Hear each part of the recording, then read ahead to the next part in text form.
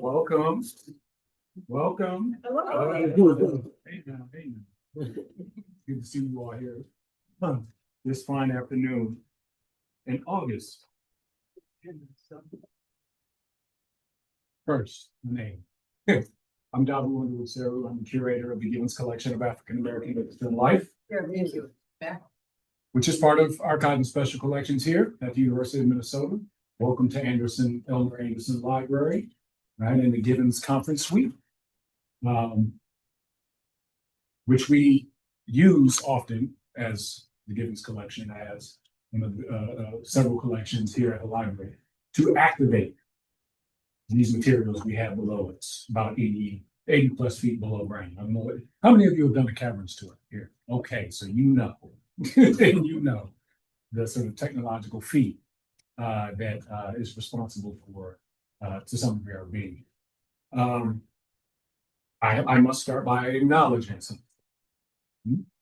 I must start by acknowledging that my family in 1862 came to Minnesota fugitive slaves and settled on land that was taken from indigenous people, namely the Dakota, near Hastings. Okay, we know how we got here. I hope, and I hope we also hope we know that just saying I acknowledge is not enough. Maybe go spend some money. I'd also like to thank my co-sponsors of this event for helping to wrangle folk at the last moment. That being Steve Davis of the Black Alumni Network and Erik Moore of University Archives, who you'll get to meet in depth more here in a bit. And obviously our special guest, right? What a time to gather and remember this history. What a time, all right? We're going to start with the book talk. We'll go fit roughly 15, 20 minutes. Then you take a break. If you haven't found the bathrooms yet, they're beyond the food, all right? And across the atrium, you'll find them.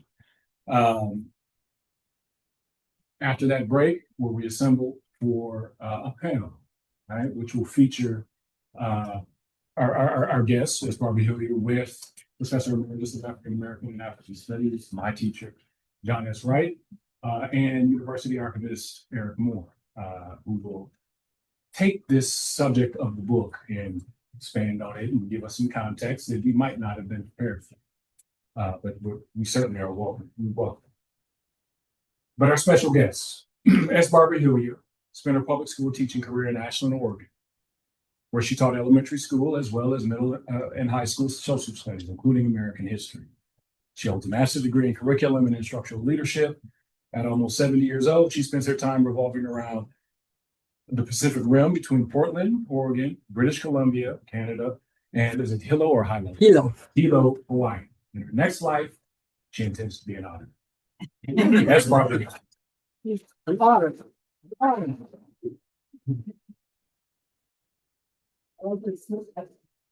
I like to swim. I like water. Is this on? Nope. It's louder. Okay. There you go. Now can you hear me?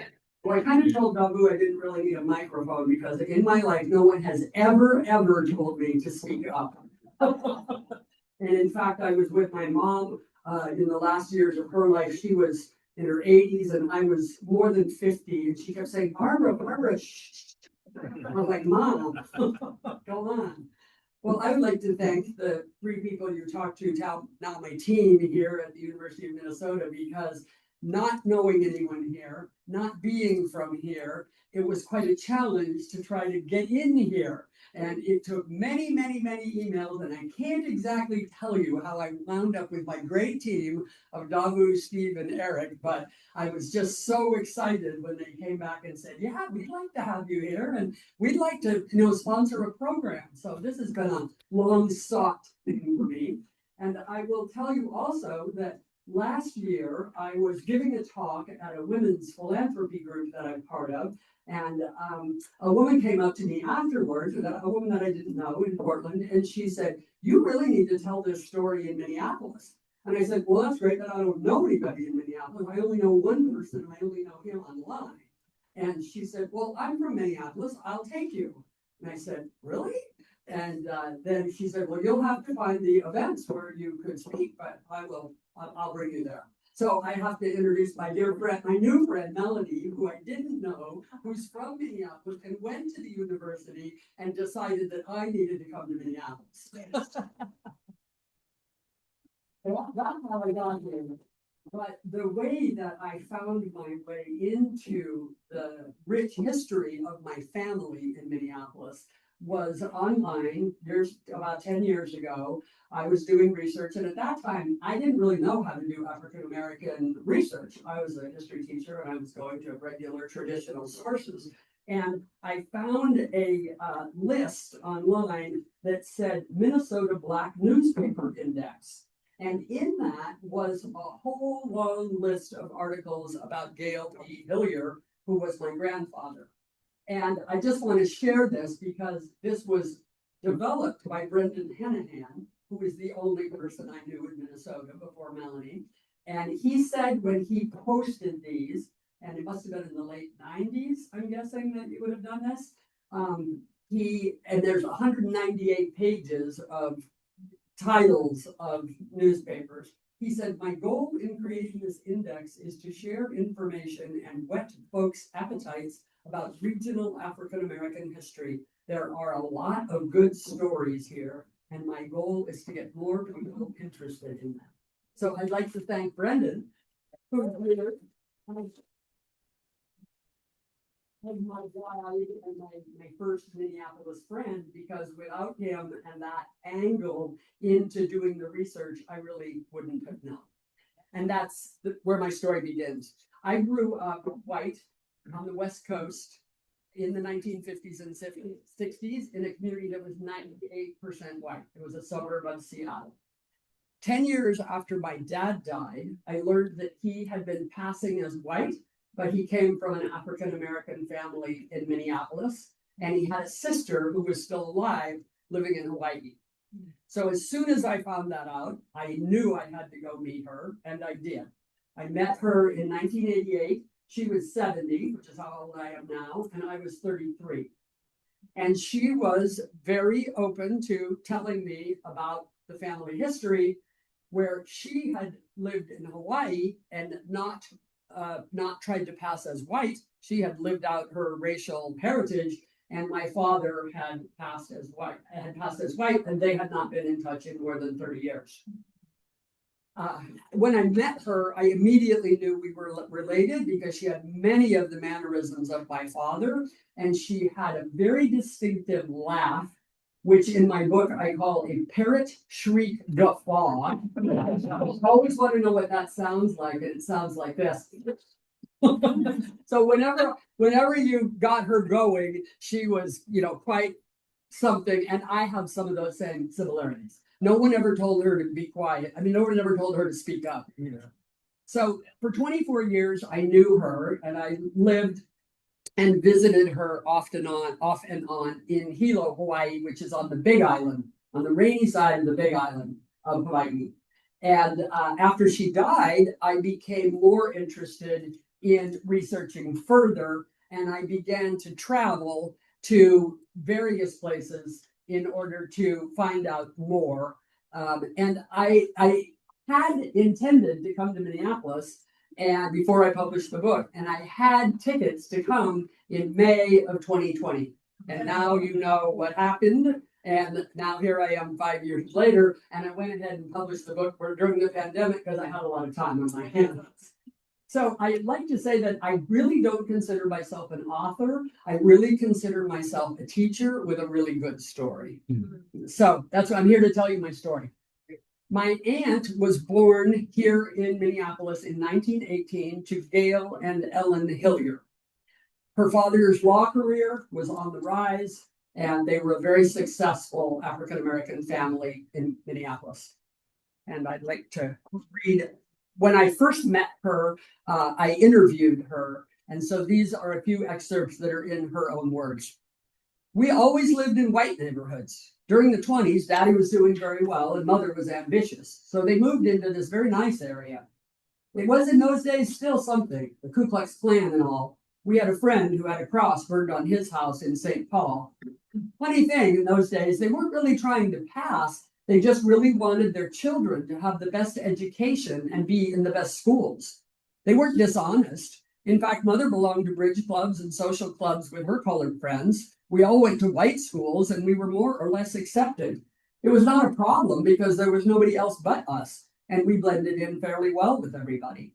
But Mother and Daddy's social lives was always with the Black community. Their friends were Black doctors and lawyers. It was as much a class society as a race one then. We had friends on both sides. When I graduated Washburn High School in 1935, we were still living in the Prestige district. That house got foreclosed and they had to move back to the Central School District. Central was where colored people went to high school. Your father went to Central. So she graduated from high school a year early and enrolled in the university. And this is what she said about that time period. Race became a problem with me only when I went to the university. It was still pretty rough in the 1930s. In those days, it was pretty difficult to just be yourself. You either had to be Black or you had to be white. If you were a little bit Black, then you were Black. If you tried to be white, then the Blacks didn't like you. And I had a little problem there for a while. Just about that time, I took a course and I was asked to write an autobiography. I'll never forget it. I put it all down on paper and just got it out of my system. Then I decided I was going to be what I wanted to be. That's all. If people like me, fine, whatever. So I had both white friends and Black friends and bridged the gap pretty well after that time. So Helene looked for work in Minneapolis and couldn't find it to be hired as a teacher.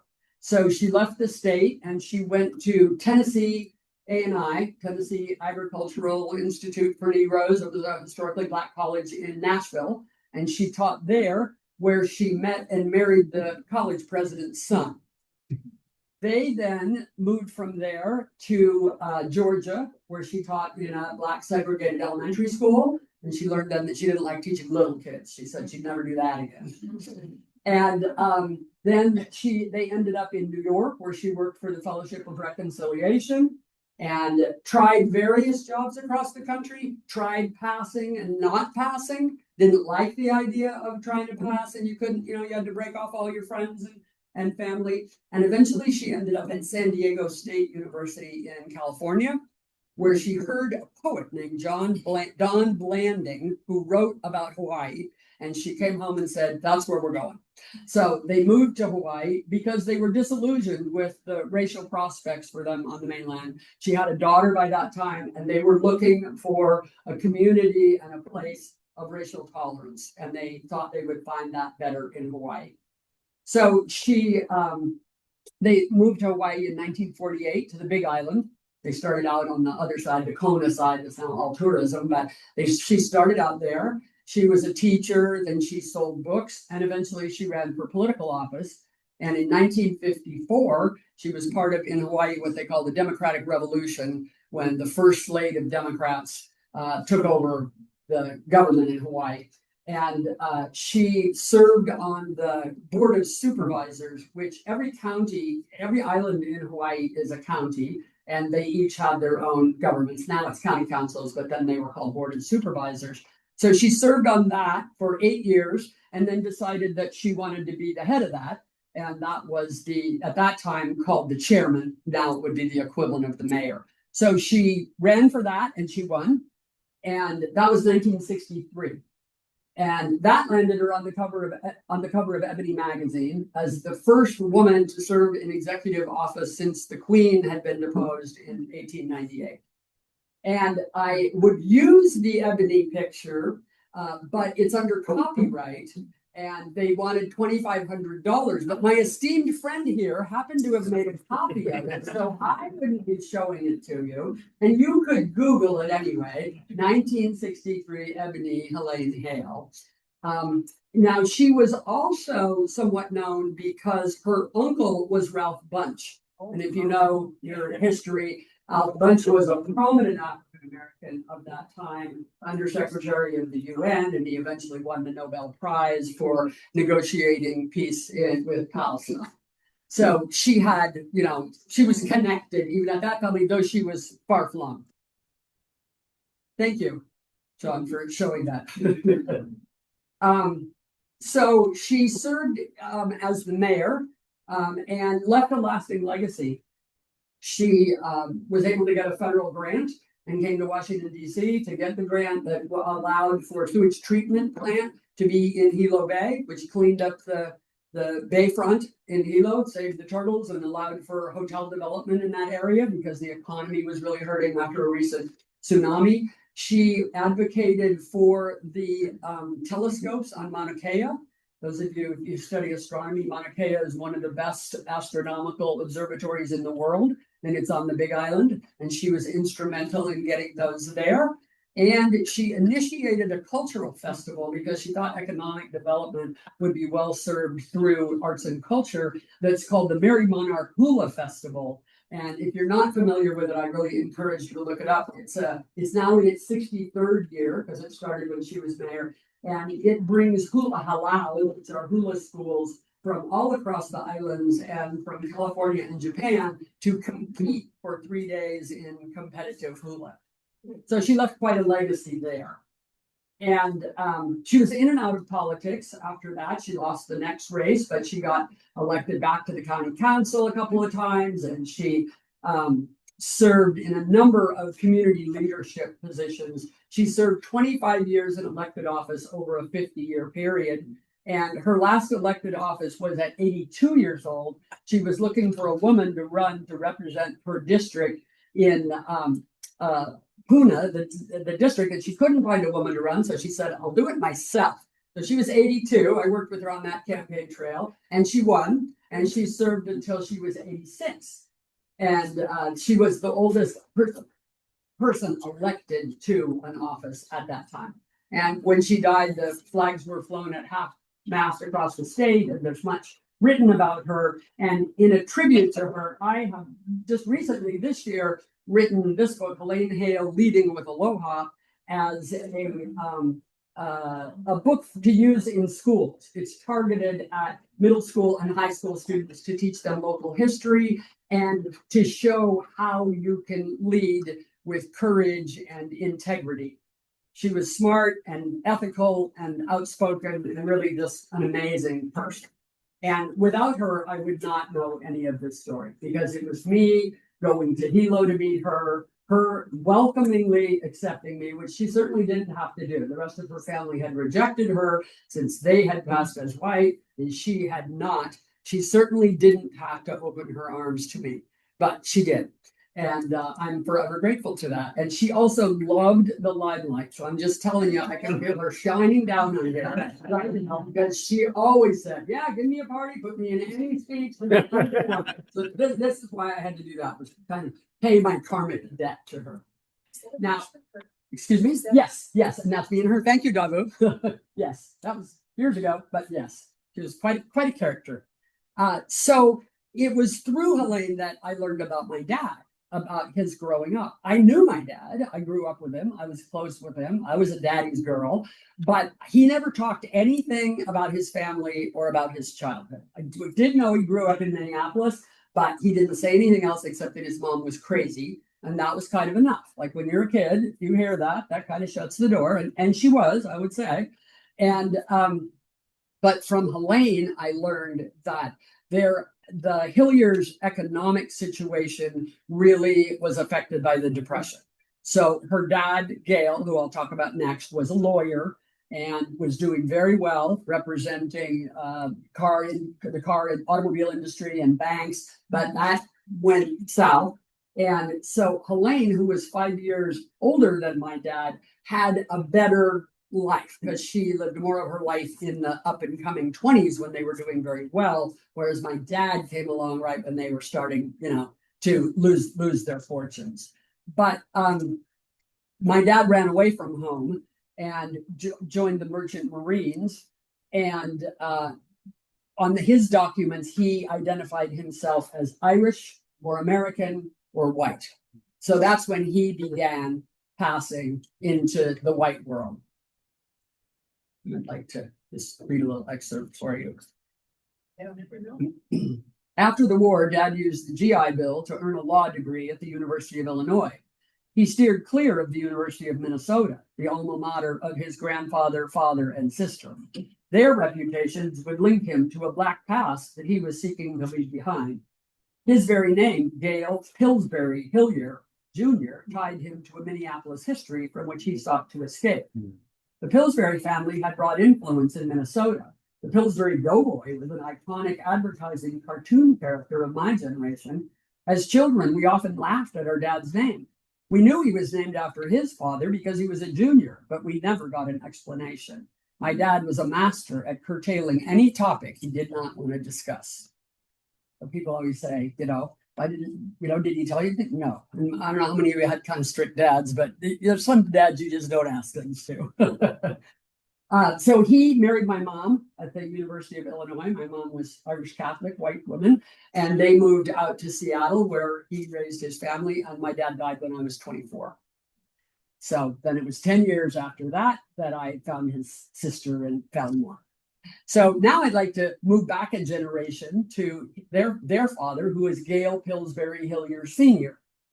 And he was born in Washington, D.C. to a very elite Black family, Andrew Hilyer and Mamie Hilyer. And I'll talk about Andrew as my last kind of biography.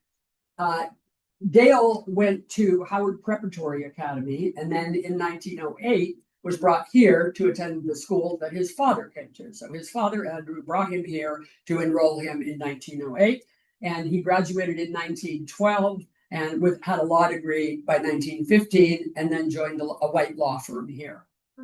He was the first African-American to win the Pillsbury Oratory Contest. He joined a white law firm, I mentioned. He was the first secretary of the NAACP. He was the captain of the Minnesota Home Guard captain in World War I. And I like this letter that he wrote to his soon-to-be bride. Kind of shows you, I just think it a window into him. My own dearest darling sweetheart. The first inspiration to join the officers' training camp came from my father, and he suggested that it would be much better to get in now while there's a chance to be an officer rather than wait to be drafted as a private. I thought the matter over very carefully and then decided to write you and get your opinion. I have made all the other arrangements to file my application, and after I have obtained letters of recommendation from chairman of the Minnesota Red Cross, chairman of the Hennepin County Safety League, president of the Hennepin County Democratic League, the judge of the district court, and last of all, for the governor of Minnesota. So you see, I really did mean business.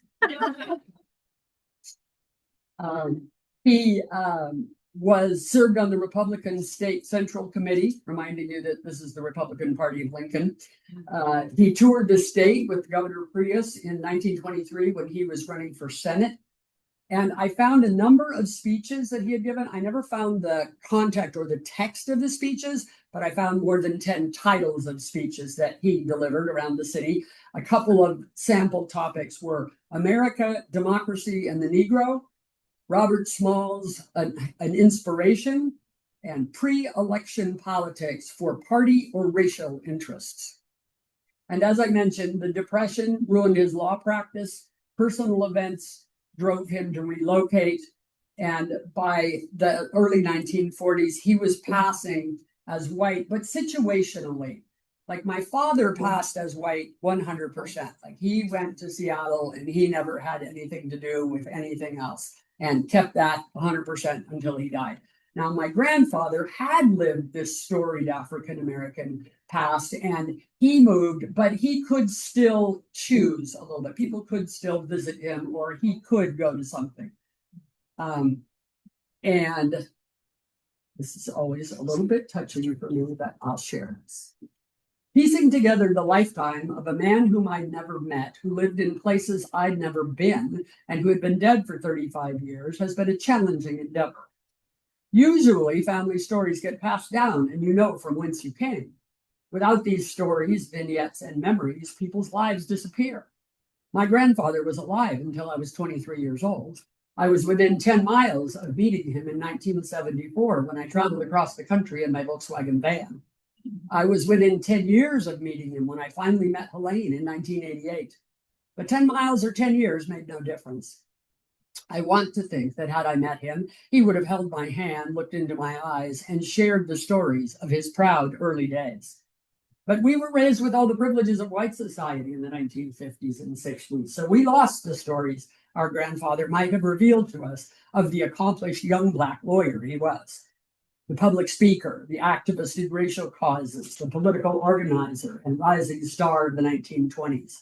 No one but his daughter Helene knew of his illustrious past when he died in Hawaii at 86 years old. He's buried on a hillside outside of Hilo, and I continue to pay my respects, though it brings tears to my eyes every time I lay flowers on the grave of the grandfather I never met. I've read that 50 times and it still makes me cry. So now this all leads back to Andrew. And Andrew was fairly easy to find in research kinds of places because he led a very broad life. And I really found the information about him first and then had to fill in the pieces of the other people. So he was kind of the kingpin of where I could start. He was born a slave in 1858 in Georgia and left the South with his family, by his mom and his siblings, via Ohio and eventually to Omaha, Nebraska. His mom died in Nebraska, and I'm always interested in finding out what the Omaha Black connection is, just planting that seed with you, because I read that he went back and forth to there.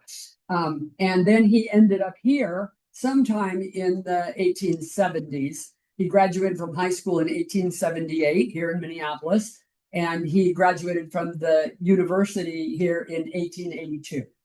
Now, as you can tell from the names, he named his son Gale Pillsbury Hilyer. I'm glad he didn't name him, like whatever, Tom Johnson or something, because I never would have found them. But those names were so distinct. And I've always looked for who could that person have been? Who would those Gales or Pillsburys have been?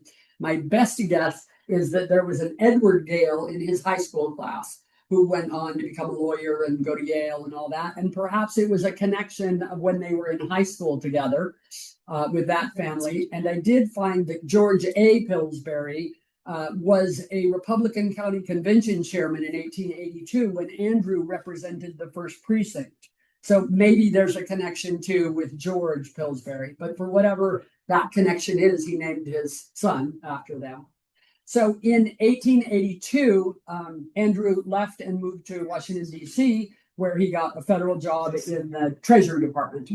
He was a lawyer, an accountant, an inventor. He invented a hot air register, which is the equivalent now of a humidifier.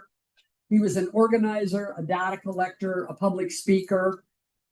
And I will share a little bit of him.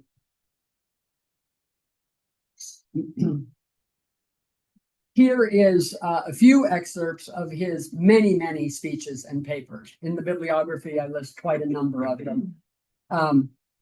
My favorite one for this time period. There will be from time to time sharp revivals of color prejudice. 1896.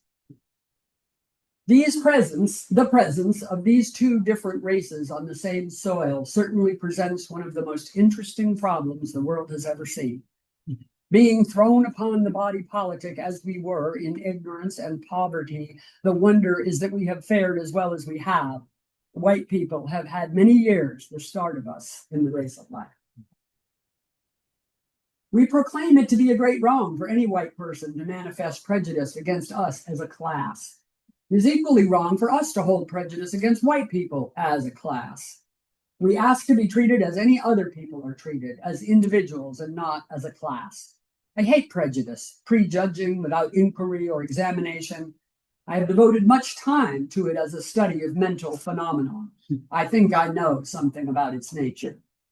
But I stand up here before you tonight and declare that I have completely purged my heart of prejudice. I do not hate white people. I do not hate any class of people. I love every soul that God has made. But I love my own people, my own class more, my own family most. I am moved to say what I say by love, not by hate, by love for the class of people with whom I am identified, not by hatred against any other class. Prejudice is based on selfishness and feeds on differences. And the last one, the white American is a great traveler. He is also a color prejudiced missionary wherever he goes. So Andrew was, because he was a government employee, he couldn't be involved in politics, but he could be involved in many racial issues, called a race man at the time, somebody who advocated for the cause every chance he got.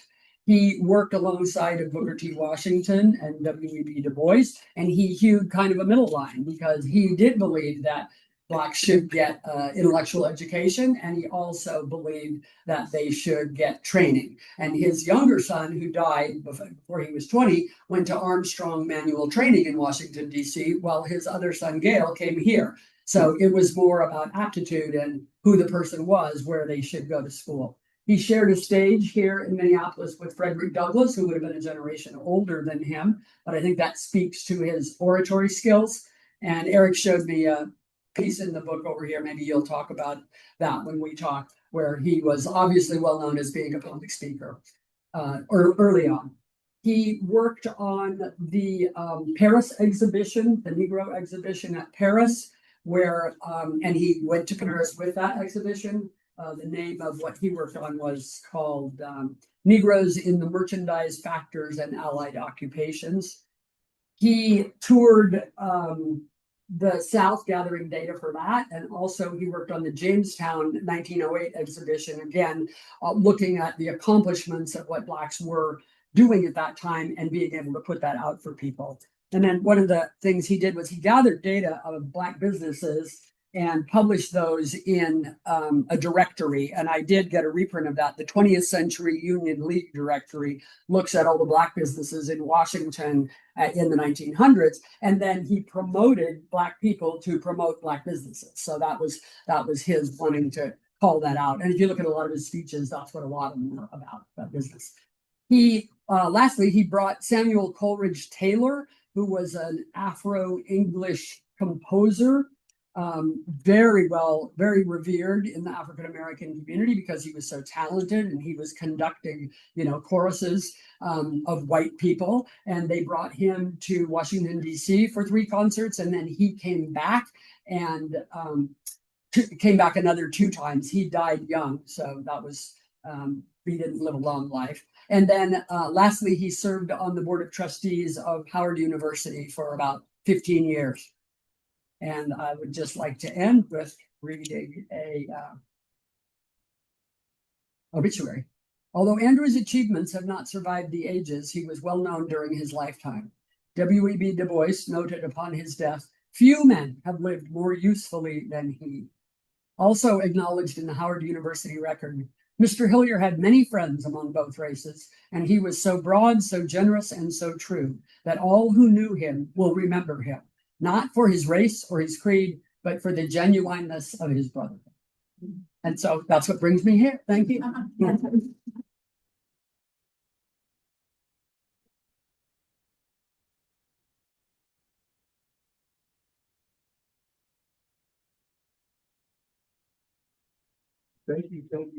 Thank you. But you didn't sell your book. I was supposed to pitch it. Legacies Lost and Majors and Quinn, uptown. We're going to take a quick break, and we're going to come back and talk about. We have this wonderful opportunity to think about passing at the national, right, the state, the institutional, and the personal, level. And folks that bring a great deal of wisdom there. But also, I'd like to remind us that we are the embodiment of the testifiers to and the witnesses, right, of this history. This ain't just some abstraction. It is us, and this feels like a privilege to me today. And so let's take a break, and we'll come back and talk more. And thank you. Oh, there's stuff over here on the table from the archives, stuff from the Harlem Renaissance, New Negro Generation, whatnot, books on passing, right? The first major work published during the Harlem Renaissance. The subject is passing. right? It's like it becomes a trope in African American letters for quite a time, right? And you'll see that over here. And if you got questions, just ask. Keep your hands to yourself, as my mama would say. And I'll open anything that you'd like to see inside. Thank you. Okay. I'll go. I'll go. Welcome back. Hey, John, don't be sitting back. So over here at the table, in conversation with the archivist, it seemed like there was a lot of interest in the psychology of passing.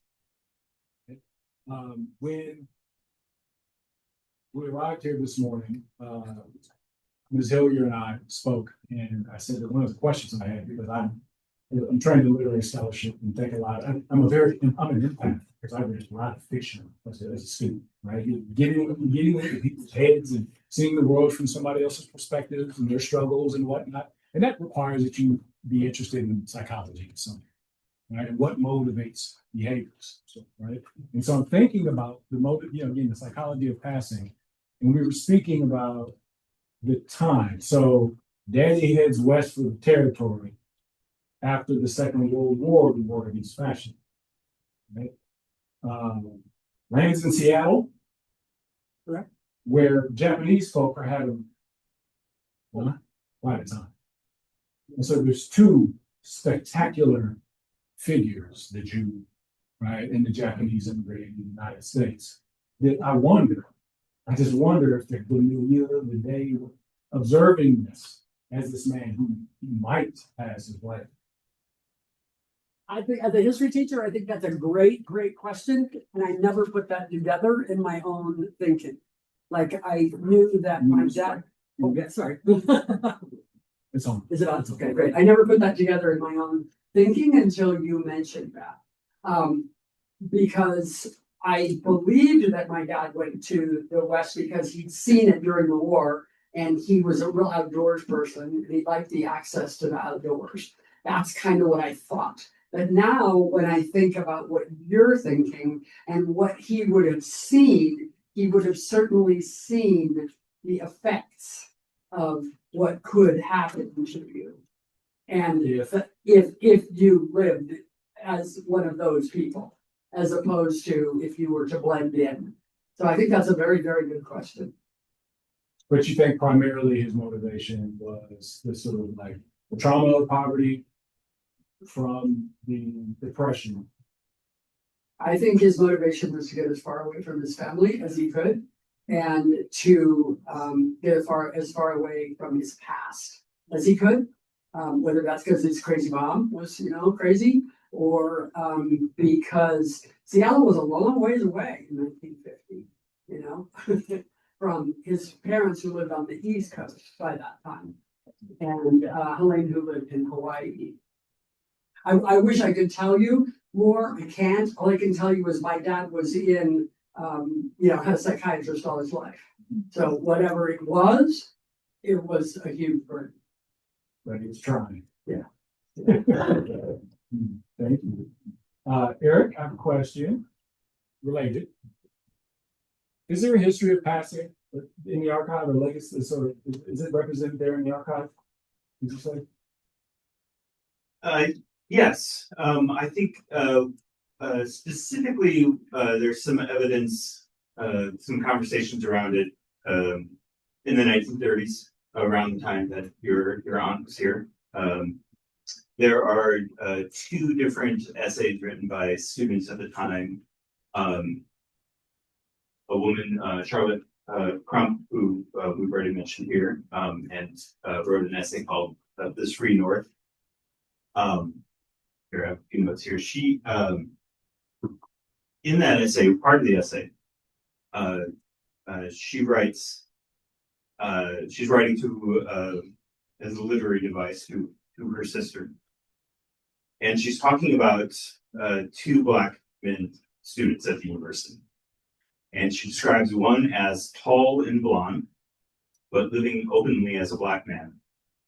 And the other lad quotes, she notes, took advantage of his equally Nordic complexion and lived in complete congeniality in the men's dorm, notoriously barred to Negroes, end quote. So this is presumably, she's referring to Pioneer Hall and the previous denial of housing for John Pickett Jr. by then University President Lotus Coleman. There was another article published, an essay published in a student magazine called Sky Ma in 1938. The author of that was a woman named Nellie Dodson, or Nell Dodson. Nellie had been a student off and on through the 1930s, from 1931 to 1938. She never graduates from the university, but during that time, she's also a writer for the Minneapolis Spokesman, hired by Cecil Moon. And she writes an essay that's published in Skyduma called Because We Are Colored. And it's mostly focused on the issue of passing. And she writes, and I believe I shared a copy of this with you as well, but she writes in that those who do desire to cross the race line usually do it without much fuss. And once they've done it, they sever all connections with their own people. And that's that. Of course, they live a pretty skittish existence because they are always scared to death somebody's going to jump out and screech, I know who you are, and I'm going to tell. So those were in major campus publications in the 1930s and would have been available and read by the entire student body. My dear Professor Ryan. How might we connect this subject to broader social, political, cultural movements in African America? How was it, particularly in Minnesota, the subject of class? Okay. Sure. Am I on? Right. The theme of passing is a multi-generational theme in African history. And before the generation that Helene Hilyer and Martha Wright and Charlotte Crump belonged to, there were several generations of African American writers, social activists who addressed the issue of passing. It was, in fact, one of the grounding themes of 19th century slave narrative traditions in the abolitionist era. The very earliest African American novels, right? William Wells Brown's Hotel or The President's Daughter, which was built around the stories of Thomas Jefferson's siring offspring by his slave mistress, Sally Hemings. The heroine is a passing light slave girl named Clotel. And the story is used in part to highlight the ways in which the color line, the one-drop rule, tyrannized African Americans. At the same time, provided a rhetorical appeal to a white audience, whom it was presumed could more readily identify with a passing white protagonist who looked like them than with a dark-skinned protagonist. That's 1853. Before that, white American abolitionists, early as Richard Hildreth, had written a book called Archie Moore of the White Slave, again, in which this rhetorical appeal to white audiences, enabling them to see themselves through the lens of slavery, but by creating that white image for the protagonist was part of the trope. Novel after novel and plays dealt with the problem of passing through the 19th century into the 20th century. And by the time that Charlotte Crump and Helene Hilyer and Martha Wright were at work, they were still in the throes of the Black Renaissance, of the Harlem Renaissance. And a number of the major novels of that era focus on the theme of passing. James Weldon Johnson was the autobiography of an ex-colored man, which preceded that era, it was 1912. But during the Harlem Renaissance, a number of writers, and particularly Black women writers, Nella Larson and Jessie Fawcett, wrote novels on passing. Quicksand, Passing, Comedy American Style, and so on. And they were footing the issue that you alluded to earlier in terms of the psychology of passing. That issue became a constant trope for probing what Du Bois called the double consciousness. They called the double consciousness. The tension in the souls of Black folk caught between the white world, the so-called American world, and the Negro world. So early on, there were some phenomenological efforts, and Du Bois was a phenomenologist in this regard, trying to probe the psychology of passing. The motives for doing so were all, a lot of these different novels dealt with different motives. Whether passing was a strategy to make have access to the privileges and occupational and vocational and status associated with the white world, whether it was simply an escape from racial prejudice.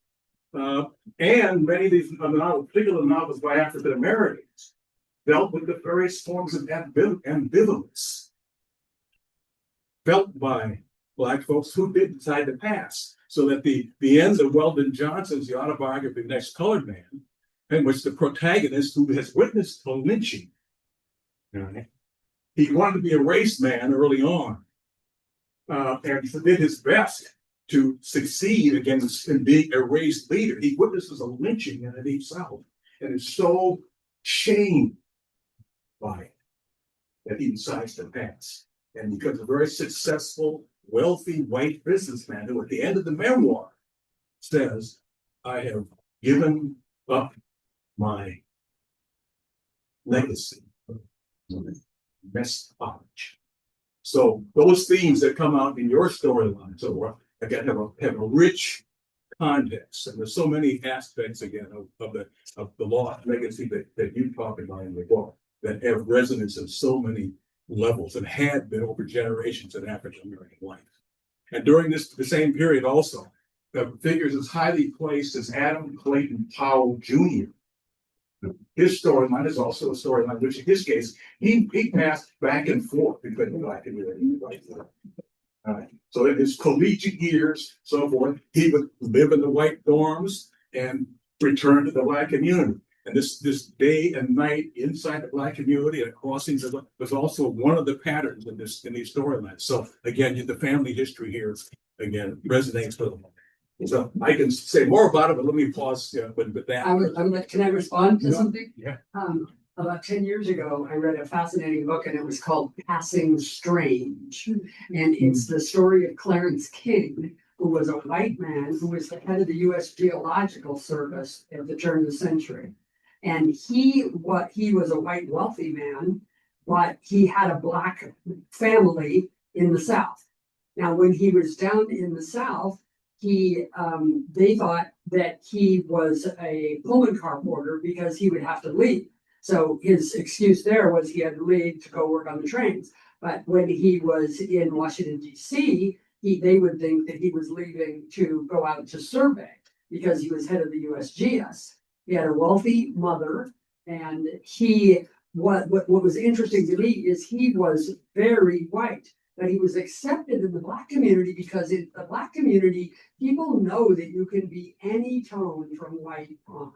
People don't understand that in the white community. That's what I would say. Because I give most of my talks on the West Coast to white people, and they don't get it. That they want to know. They want to see a Black person. They want to know who's Black in your family. They're looking for one dark-skinned person, and they don't kind of understand that you can go way back and be African American and your skin color. So this guy Clarence King, he was white, but among his Black family and friends, that was not a contradiction that he could be a white-skinned person who would be Black. Anyway, great book, Passing Strange. Yes. Some of the stories about passing and some of the sociological studies, because from the vantage point of the social sciences, passing became a source of both statistical and quantitative social science, particularly amongst African American sociologists studying Black family history in the 20s, 30s, and so on.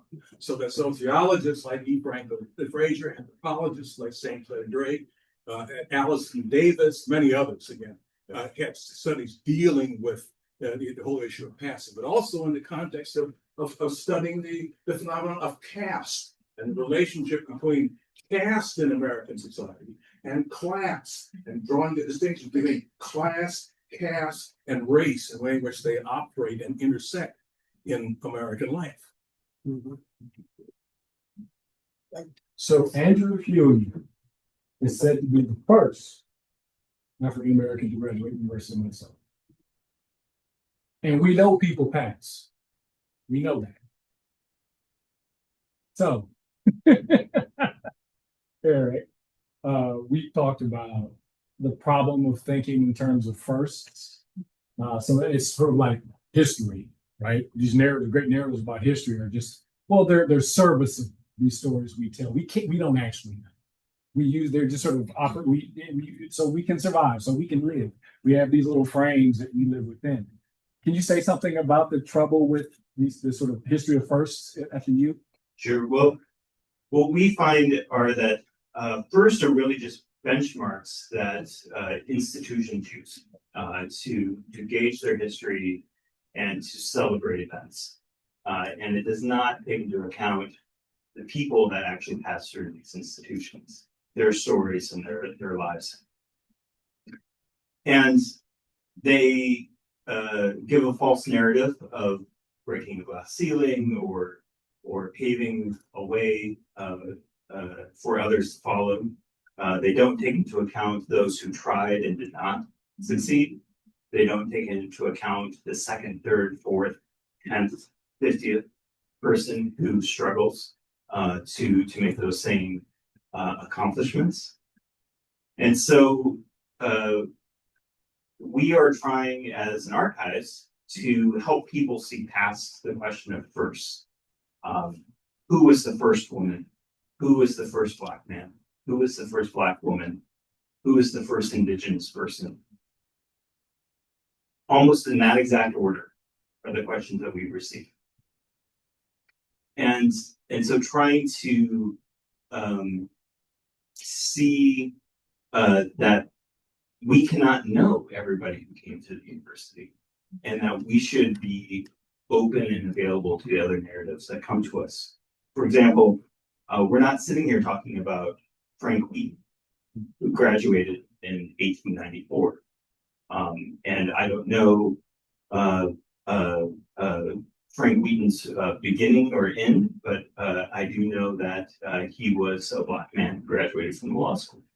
And so we look towards finding more and not relying on a first to tell the entire story. But I will say that I told Barbara this in a phone call that the only first that we really have here is that we don't know the first thing about your family.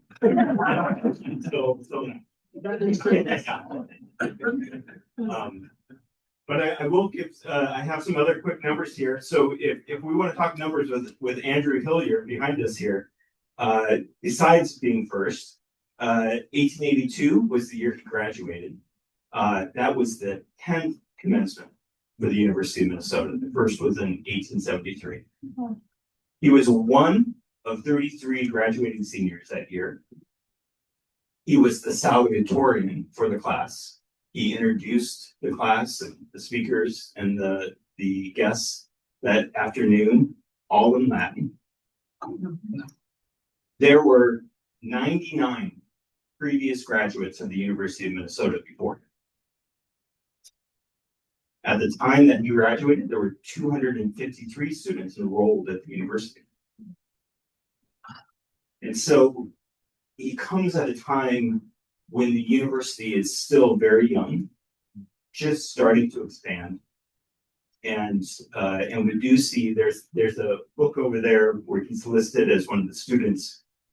And as you go through, you'll see the Gales, the Pillsburys, the Falwells, all the people he attended school with, who are names that he brought up here today as well. And so I think those numbers tell us more about him, tell us more about the history of the university than just a person. So I'm the curator of the Gibbons Collection of African American Literature and Life. That's where these materials come from. This year we celebrate the 40th anniversary of the Gibbons Collection. As I tell the story of how it got here, people who brought it here, beginning with John S. Wright here, right, as the first faculty curator, or the first curator as faculty to the Gibbons Collection. as I've been telling that story, I've been telling it in a broader context of African American cultural leadership going back to the 19th century in Minnesota, organizing around literature, but doing political work. And so the Moral Hall takeover in 1969 was part of that history too. The Lewis collection would not be here if not for the Moral Hall takeover. I would also wager that it would be if it wasn't for Andrew Hilyer and others. And so Professor Wright, if you could tie those, thank sort of the broader historical, I mean, we've sort of done that, but locally, on campus, what's happening with Black students historically to be present and Black, right? To not pass, right?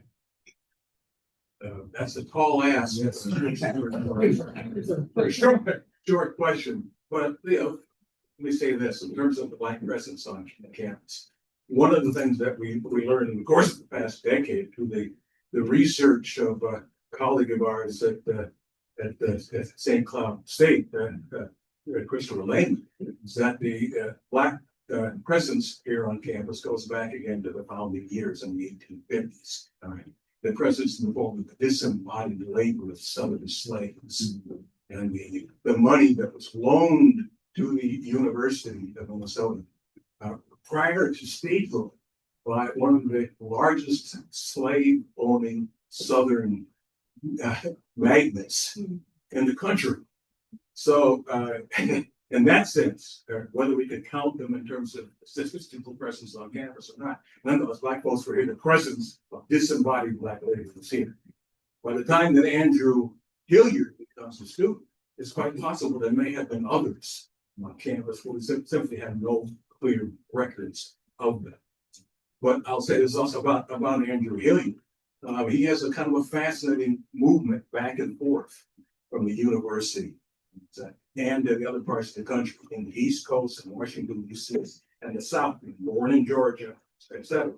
And presumably, again, according to one of the story of his story, I think he's part of the Exoduster enterprise. And you're familiar with the Exoduster movement? No. No?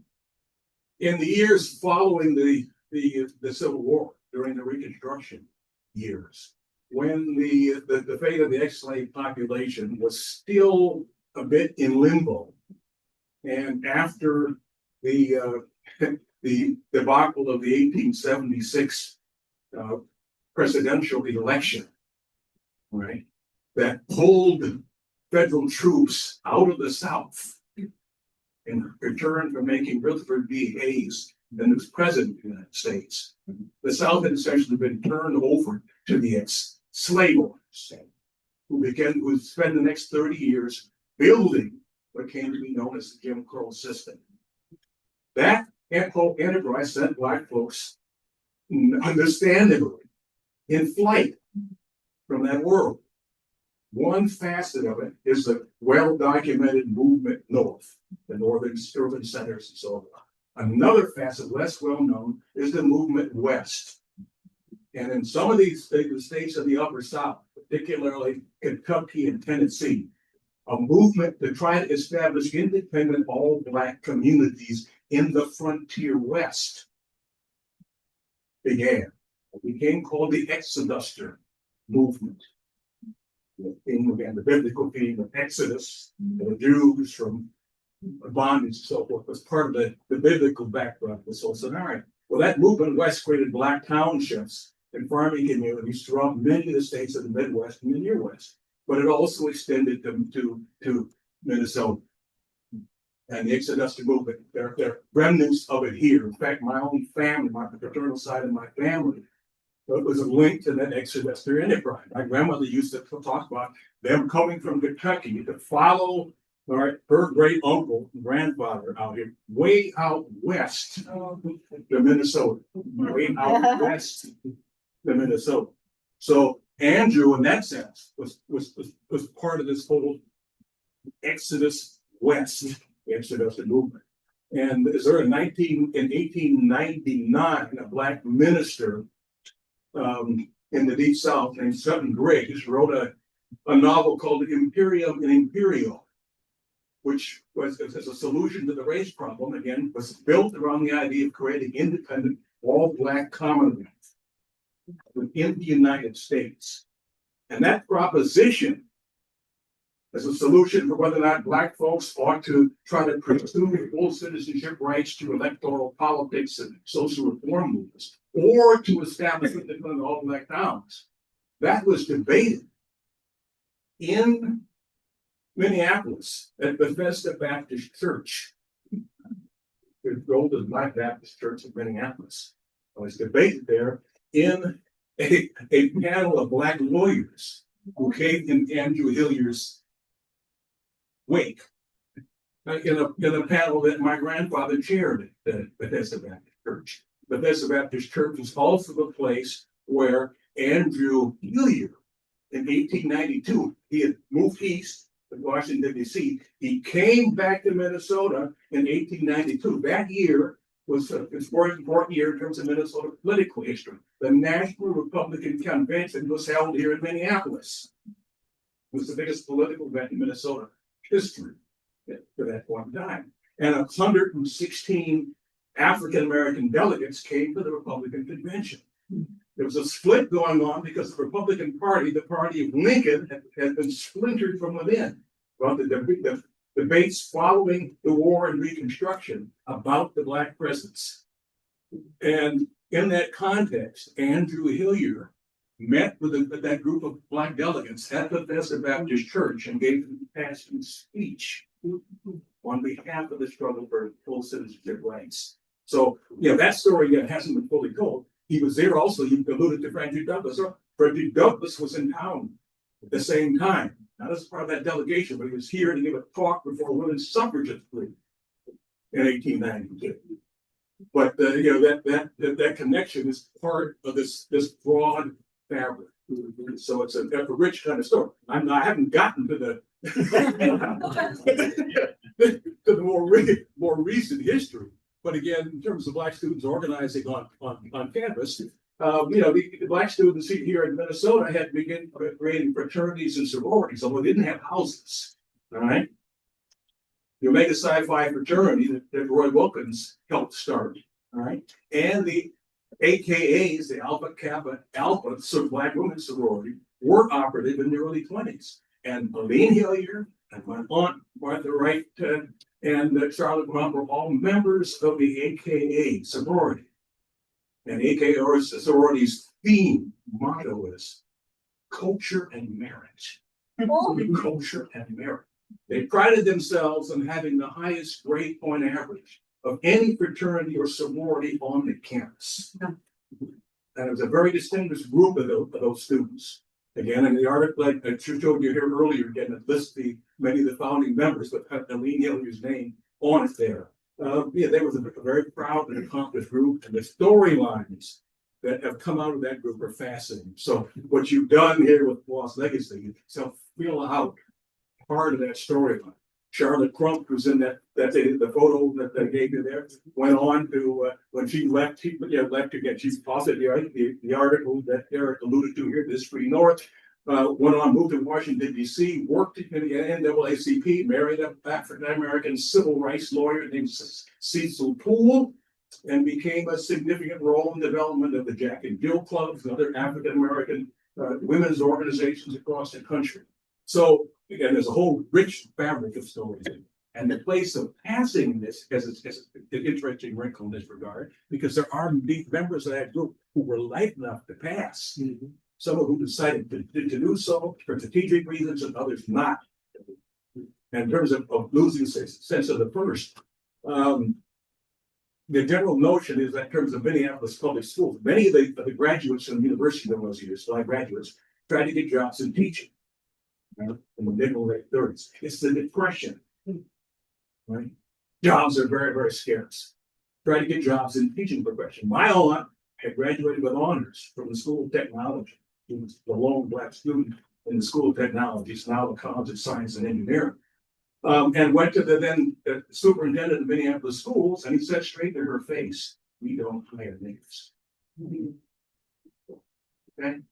My aunt ended up leaving, like she came back and finished in the master's degree, but then was recruited to go south to the HBCUs. Another part of this whole story moving back and forth to the color line and from north to south in Balls Grove, the historically black colleges and university. My aunt was ultimately recruited by the presidents of Savannah State College to join the faculty there as a professor of mathematics. Spent the next half century there in the Deep South. Many of these black graduate universities during their years had a similar kind of trajectory. They left here, moved south to the HBCU orbits, to look at other professional black circles in other parts of the country. So I'm going on here at length, but let me pause there. I have one more question for Ms. Hilyer, but before I ask it, I want to see if there are questions in the room. I can run the mic. You work here.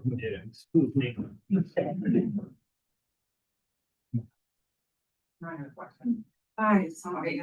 Thank you so much for telling such a deeply vulnerable, but also deeply intertwined and intersected story of your family. It's really interesting looking at these pictures, especially when you show the picture of your dad. Even looking at a picture, looking at you especially the younger picture with you and your aunt. I would have guessed y'all have black in y'all, and definitely your dad looks like a mixed food. So I was wondering, since you didn't know anything until your 20s, was there any suspicions? Were there any people who were like, your dad looked black? You know what I mean? Because I can understand from a child's perspective, all you know is what your parents tell you, and it makes a lot of sense that would shape your worldview, and why would you question your parents around something so fundamental, I guess. But I'm curious, as before you knew from any verified source, had you had any suspicions or anything that kind of was like, wait a minute, I remember when something. And the other question I have along that is around grief around, because I mean, obviously, to be black is something that's so beautiful and majestic and everything. I would come back black every lifetime, no matter how much more racist this earth got, I still would come back black. And it also feels like this thing where I think, similarly to how I even think of the United States right now, right? There's so much propaganda around the easiest life. The best thing that you can do is to have this access to this thing. And then you get this thing and you realize okay, well, your dad fought so hard for his own whiteness and your own whiteness. And what are the things that may have felt stolen from you in that exchange? So those are kind of the questions. I love all your questions on 70, so you better break them back down to me. I think I can do it.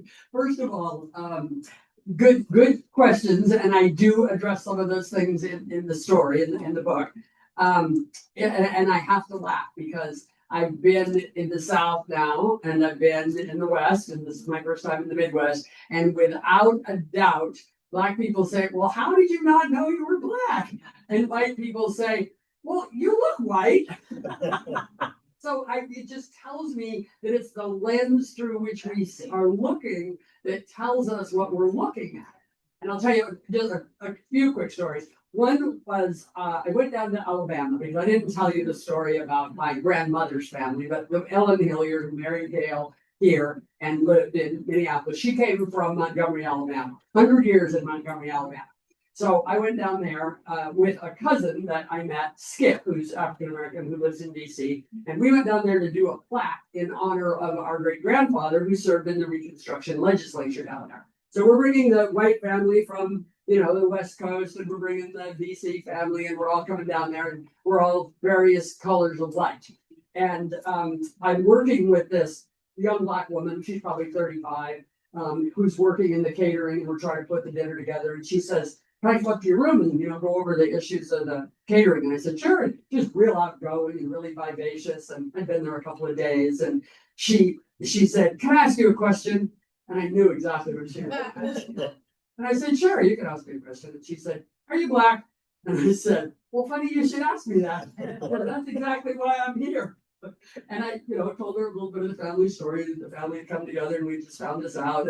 And she said, And this just shows you generationally how people look at race as well. She said, well, I went home and I talked to my mom and I said, that lady's black. I'm sure of it. And I'm going to ask her. And my mom said, you can't ask her that. You can't ask some woman who might be white if she's black. And she said, but I knew I was going to do it. And I said, I'm with you. I'm the same kind of personality. If I got a question, I'm going to ask it. So she said, well, I was pretty sure, except then when I met your brother, he's so white. So that's where I get to tease my brother all the time because my brother's like, why am I white? And everybody thinks everybody's friendly with you. So it's just a funny thing, is all I can say. You know, it's an odd thing. Depends regionally on where I am. Depends on how alert and aware you are. But as I was growing up, the only thing that I can remember is I used to look at my hand and I used to see that the skin on the top of my hand was darker than the skin on my palm. And I just wondered why, but that was it. And like you said, it's the power of what your parents tell you. And that's the scary thing about racism, because it's the power of what you're told. You believe what your parents tell you. And my father told us we were Mediterranean. I didn't know what that meant, but okay, Mediterranean, whatever that is.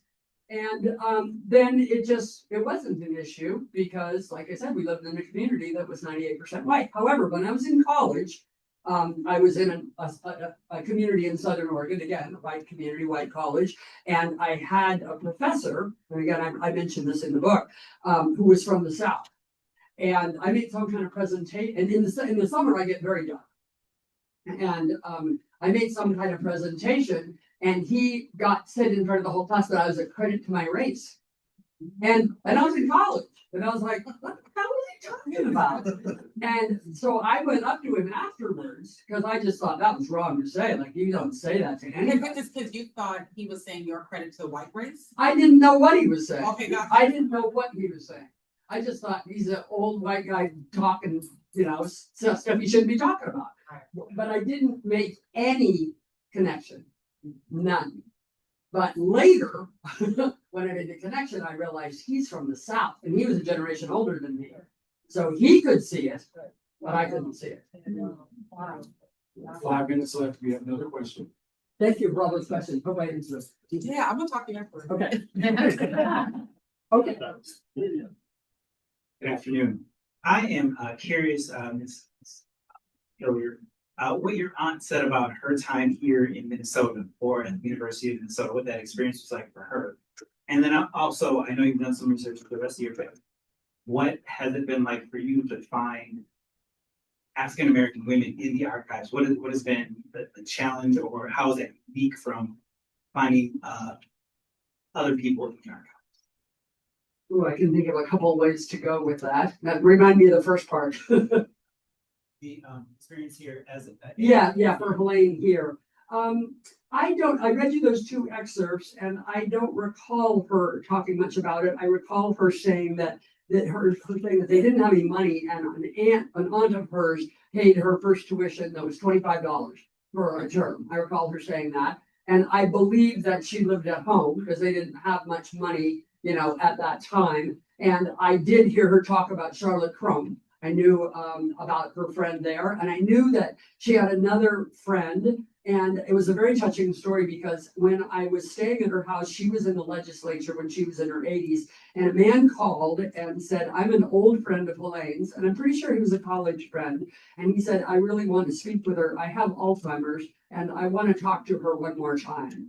And so when she got back from the legislature, she called him and they had a long talk. So when you were mentioning those men that were here, I kind of wonder if that wasn't one of them. Because I knew she had some good friends who were men at the same time. And then I would say, I didn't mention here about Andrew's sister, Jenny Hilyer, because I haven't been able to get a good link on her as to where she got educated. But the research that I found says that he brought his sister out too. She was educated. She lived in Minneapolis, and she ended up going south, like you said. She ended up going to Washington, D.C., becoming a nurse at Friedman's, and then going down to an HBCU in Tallahassee, to Florida Agricultural and Mechanical University. And she has a building named after her. So that was the coolest thing that I thought, because when I first found this building, online. It's called the Foot Hilyer Building. I didn't think about that because buildings are named after rich people and men, right? But when I finally got down there and connected with a black woman who was the head of the archives down there at the time, she had done the research to show that Jenny Hilyer had been the superintendent of the only black hospital in Tallahassee, and she'd been there from 1902 till when she retired in 1925, and the building was named after her. And I have to go do more research to find out what her connection was here in Minneapolis, but she lived here in Minneapolis. I know that much. One of the things that's going on, part to answer your question in terms of the black student group here on campus at the time, the Council of Negro Students that Elaine and Charlotte and Martha Wright and so forth belonged to, well, there were cultural battles at work, right? During those years. Now, one of the battles that the black students engaged in was a battle over some of the public presentations on campus, whether it was minstrel shows, because they were still doing minstrel shows in Scott Hall Theater, the university campus during these years. There also was a controversy over the staging of Porgy and Bess, which was a hot button issue for the young people of the Negro Renaissance or the Black Renaissance who did not see Porgy and Bess as a great step forward for the group image. And during the same year, 1937, and the council was formed in 36. In 37, Zora Neale Hurston comes and gives a convocation. There were a series of these convocations that took place at Northrop in those days. And there were a number of African American speakers who came during the time when Charlotte and Elaine and Martha and the others were students. So Zora Neale Hurston came and gave a presentation in Northrop, and a number of the black students walked out. They considered what Hurston was doing was a darky show, to make too much to minstrelsy. So those kind of issues were at work. And in terms of the color line, this is fascinating things. Again, they were strongly tied up to the local black community, particularly to the Phyllis Wheatley House in North Minneapolis. It was run by Gertrude Brown. It's a very good friend of my grandmother's. And the Phyllis Wheatley House collaborated with the university in bringing notable black speakers and performers and so forth to campus. All right, so it included Zora Neale Hurston was part of that series, Langston Hughes, later Richard Wright, James Weldon Johnson, and an interesting point, Walter White, who was head of the NAACP, right, who came, and Walter White, in terms of the Polish Bloc passing, Walter White was head of the NAACP, but he was a passing light black person whose role in the NAACP for many years was traveling around and documenting lynchings in the Deep South and elsewhere. And because he could pass for white, he could go and mingle in the crowds of lynchers and describe these things from the inside. This regard. Anyway, Walter White was one of these convocation speakers, but he was a case of what was then called a voluntary Negro. A voluntary Negro. Right? Who was a race man, although he was high yellow or passing lane. So we have another question. And Professor Perman. So let me tell you how I encountered your aunt, which you might find interesting. The largest student movement in the 1930s was an anti-war movement. The Good War only became a good war much later in the 30s. The students were still responding to World War I. And how I found her was that she was very involved in the anti-war student movement, which was viewed by certain administrators as communist and dangerous. At the same time, there was a lot of labor activism going on in the city of Minneapolis. But it was the first really multicultural movement because it had many Jewish students in it who were also held apart, though not in any way to the extent that African American students were. You mentioned, of course, that she was a lifelong pacifist, and she was passionately involved. Probably the best known name of the early era was Eric Severide, somebody who people of our age know from the media, other people who then went on as journalists. There were I couldn't find any examples of African-American students involved in the anti-war movement, though there were many students in the anti-war movement who were what we would call today now allies, but passionately supportive of the integrated student housing. So your aunt is one of these fascinating figures who actually cross-cut both parts of what was the student movement in that era. That's interesting, and I completely concur, and she would be glad to know that that's what she's known for, because she went to, I'll tell you another story that kind of relates to yours. In her later years, she was given an NAACP Lifetime Achievement Award, and it was in Honolulu, and you have to fly to Honolulu. So I went with her, and she was being followed around and, you know, interviewed and feted. And somebody who was there interviewing from the press went up to me and said, "What was it like being raised with an aunt like Helene Hale?" And she and I both looked at each other. We kind of did that, and then we didn't say anything because it would have been way too long a story to explain. But she said at that time, when she had been interviewed, you know, and saying what it was like to be Black, her answer was almost, "I prefer to be a citizen of the world." And she was very, very influenced by the United Nations and by her uncle, Ralph Bunche. And she established a United Nations, association on the Big Island. She sponsored a bill to stay out of Iraq. And she was accused of sending aloha to Saddam. So until the end of her life, peace was her biggest thing. And in the book that I wrote about her for kids, I quote a lot of her. She gave a lot of speeches to high school graduating classes and community colleges in her political career. And that's over and over and over what she said is, we have to have peace in the world. So thank you for bringing that up, because I didn't highlight that, but I do highlight it in my book. Let me just say one interesting point of connection. We're back to Hawaii again here. Another fascinating parallel in this regard in terms of Helene's moving to Hawaii. I think you had mentioned when we were talking before the session here that members of my fraternal family, all right, besides those who migrated way out west to Minnesota, one branch of my family migrated to Hawaii. They were Jehovah's Witness missionaries. And this is part of another way of African Americans trying to find ways to fight or elude the forces of racism. Right?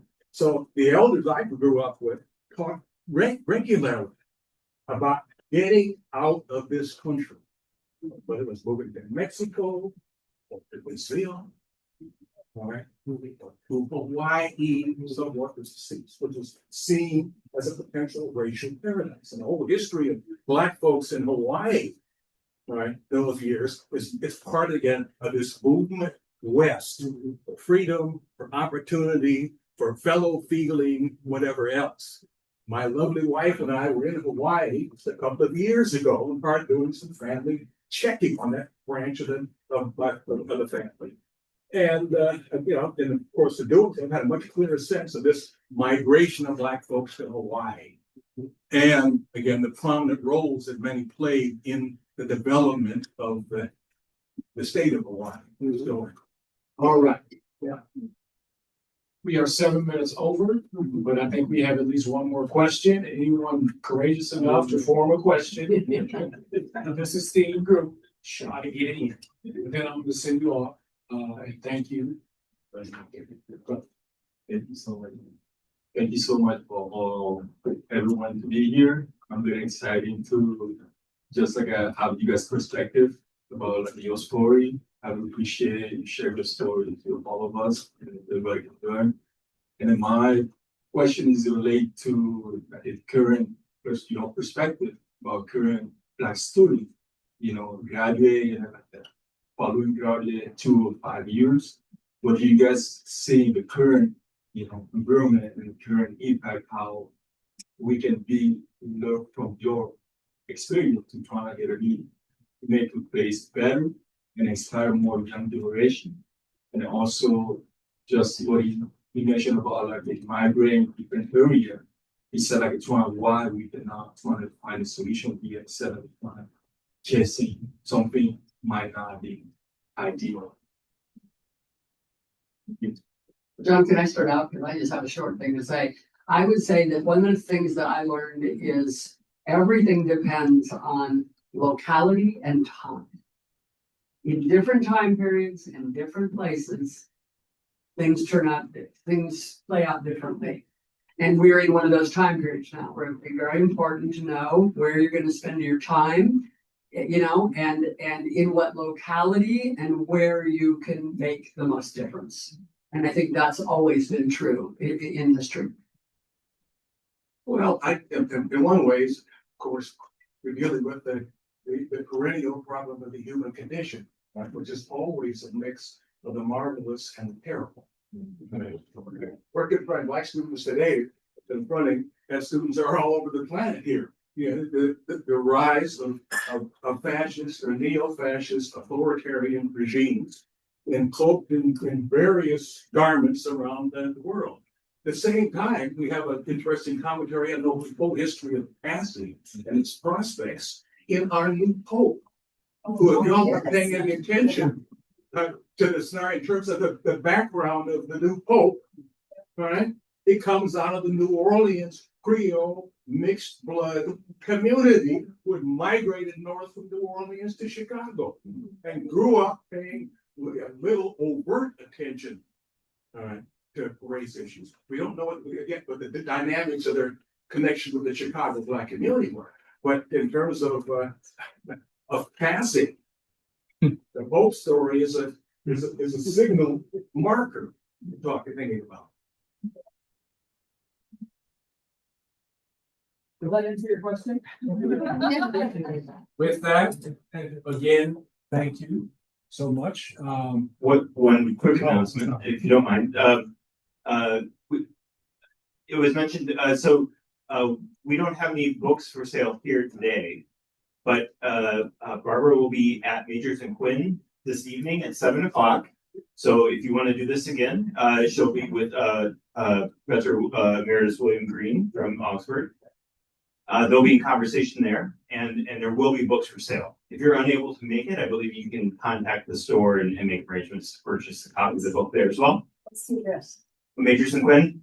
I don't know. Maybe later to the first. Yeah. Yeah. Is it open to the public? Yes. And then tomorrow night at 7 p.m., she will be a guest on PPT's Almanac. Thanks for letting Now ready to go. All right. Thank you so much for. Somebody should have bookmarks. If you don't have a bookmark, take one. You're flipping over, you get to see people who helped ready to get installation to the library here in 1985. And there's also a QR code. Take a phone, open your phone, your camera, scan the QR code and sign up for the Given Selection newsletter so you can find out other things that we do here to activate our content. Thanks a lot. Have a wonderful day.